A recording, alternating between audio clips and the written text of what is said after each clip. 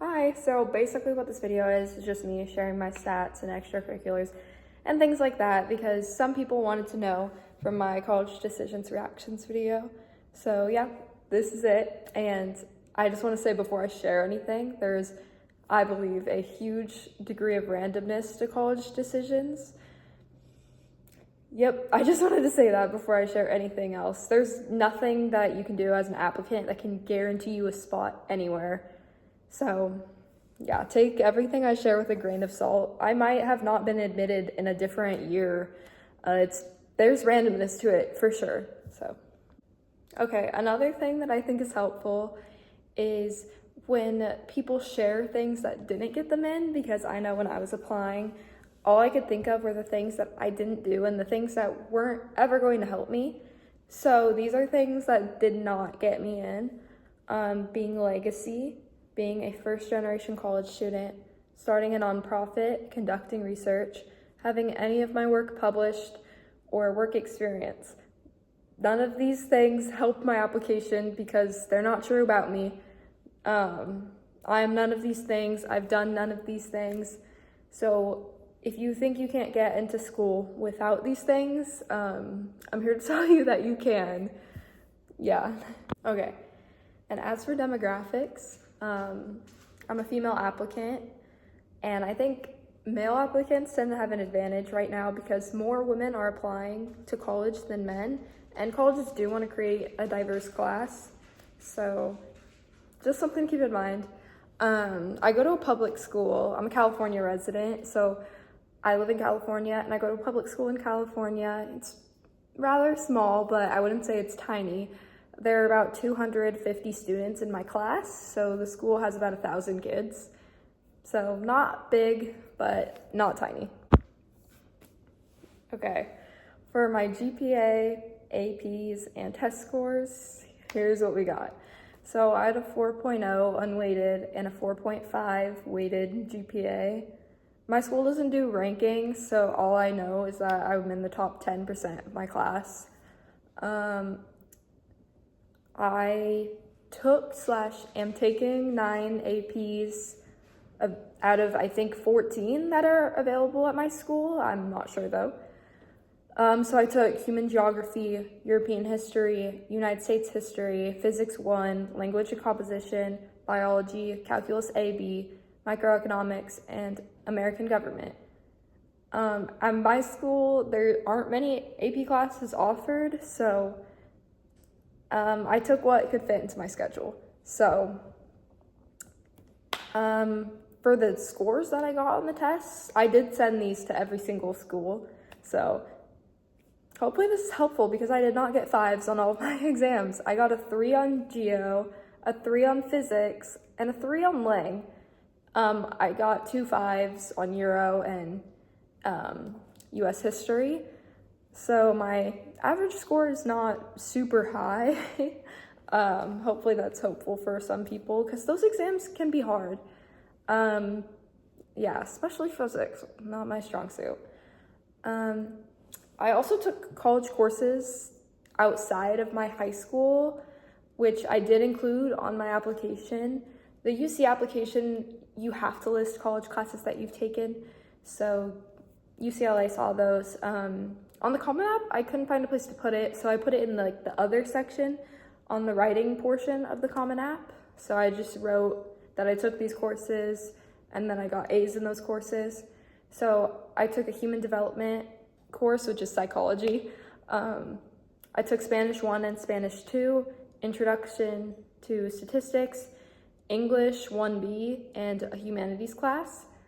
So yeah, I just took those online through the local community college, and I included that in my application.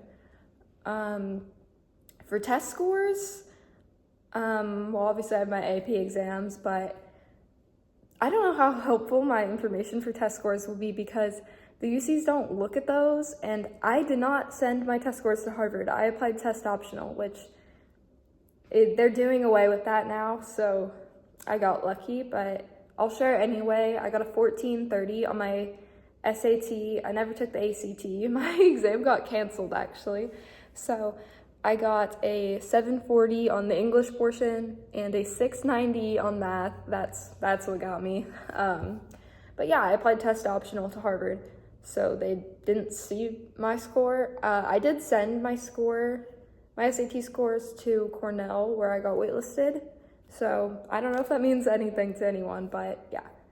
And I guess I had one award, which was just that I am an AP scholar with distinction. So yeah, I guess I just lumped that into this category. But yeah, I'm looking off screen so much because I have all this stuff on my computer. But yeah, so those are just some numbers. Okay, I just logged into my Common App to read off the extracurriculars. I also put these same ones on my UC application. So these are my extracurriculars, and I ranked them in order of, most important and then least important, which they tell you to do that, so that's what I did. So for my first extracurricular, I put that I'm the editor-in-chief of my yearbook. So I've been in yearbook for 4 years, and I wrote that I've been the lead designer and the editor-in-chief on the last 3 books. Before I was the editor-in-chief, I was the copy editor. So yeah. And the second extracurricular activity that I put is that I'm the student board member in my school district's board of trustees. So I was elected to this position by the students in my district, and I represent 3 different high schools, so I included that. On the Common App, there's a little section where you can write, not a lot at all, but you can write a little bit about what you do in those activities. So I just wrote basically what I do. I just represent the high schoolers in my school district at district board meetings. So, yep. My third activity is that I'm the vice president of my 4-H club. So I included that I've been in 4-H since 7th grade, and I sell pigs, so I included that. In 2020, I was awarded the Grand Champion 4-H Market Hog, so I included that. And yeah, I'm the vice president this year. Before that, I was the club historian and also the club secretary. So yeah, that I've been doing 4-H for a long time. Up next, I was on my high school's science bowl team for 2 years. We didn't have a science bowl team the other 2 years that I was at school because it died when COVID happened. So I brought it back and I participated, and then my junior year, we were section semifinalists. There's one school in our area that always wins, so I just included that we were semifinalists for our section. Next up, I did link crew. So basically, if you don't know what that is, basically it's just like a group of students, upperclassmen usually, who help integrate freshmen into the high school. So I did that. Okay, I'm starting over this portion because I realized I wasn't mentioning how long I was in the activities for those activities. So link crew, I did that for 2 years, junior year, senior year. I'm a member of my school's CSF chapter, which is California Scholarship Federation, which it's basically just community service. So we've done just various projects randomly throughout the year. And then I also did some peer tutoring for that.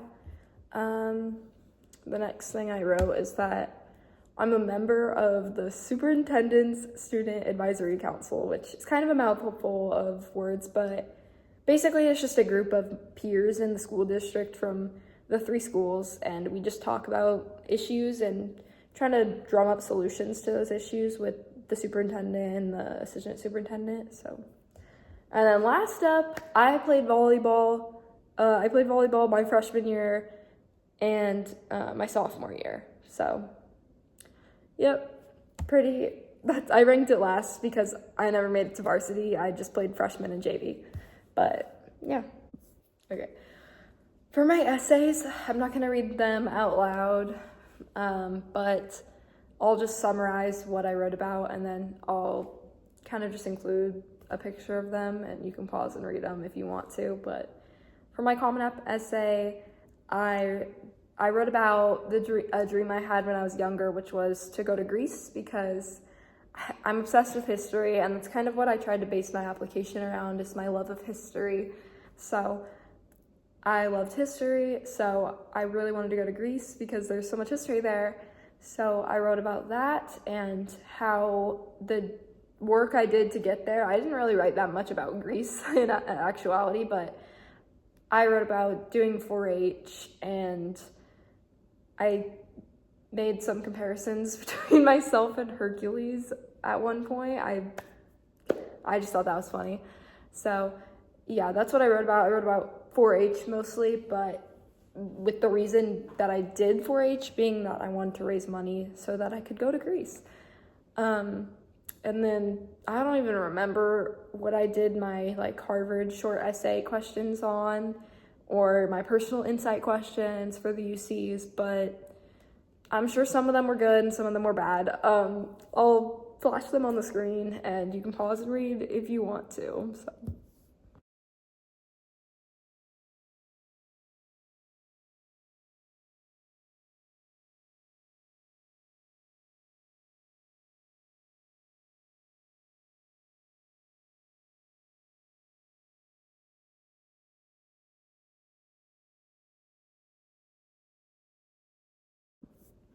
Okay, and then one last thing I wanted to touch on is I did have an interview. I did have a Harvard alumni interview. So I don't think everybody gets an interview, but I was lucky enough to get to have that conversation. So I felt really good about my interview when I hit leave on the Zoom.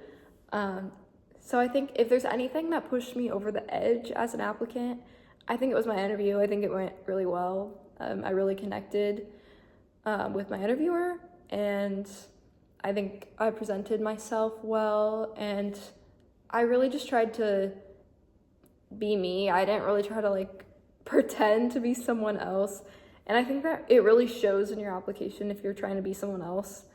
So don't exaggerate the things that you do, the classes you took. Just write what you did, and I'm sure it'll come off genuine and you'll look great.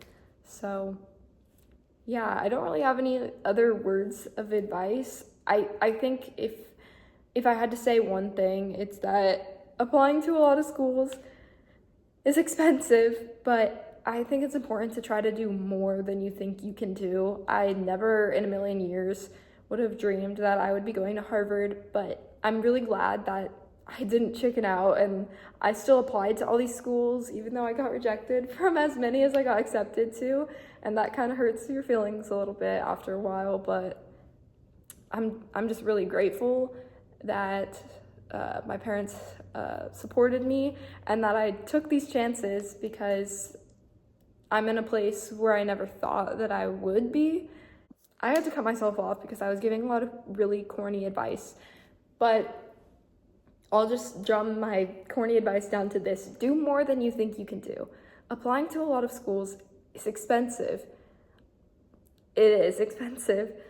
But if there's really something that you really want to do and you know the odds are low, never in a million years would I think I would be going to Harvard, but I'm really happy that I still took the chance and applied anyway, because you never know what can happen, and if you don't take the chance, then you really will never know what will happen. So even though I got rejected from a lot of schools, I don't regret applying to them, and I hope no one ever regrets applying to any school that they apply to. Yeah, that's just what I wanted to say. So good luck to anyone applying next admission cycle. It's tiring and time consuming, but you can do it.